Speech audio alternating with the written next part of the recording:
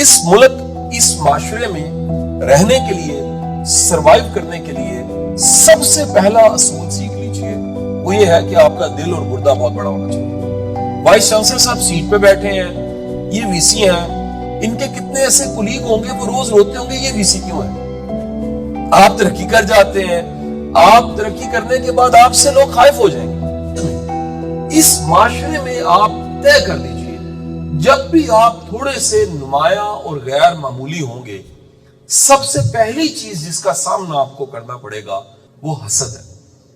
یہ آپ کو سمجھ آ جائے، مسافر آپ ہیں، سفر آپ کا اپنا ہے، منزل اپنی ہے، کامیابی بھی اپنی ہے اور قبر بھی اپنی ہے، یہ آپ کی اپنی لائف ہے۔ مہربانی فرما کے اس اپنی لائف کی ذمہ داری کو قبول کریں، کیونکہ یہاں رہنے کے لیے آپ کو تیار ہونا پڑے گا۔ وہ تیاری کیا ہے؟ اس دنیا کو راضی آپ نہیں کر سکتے۔ سب ایک جیسا سوچ رہے ہیں، ایک مختلف سوچ رہا ہے، سارے اس کے خلاف ہو جاتے ہیں۔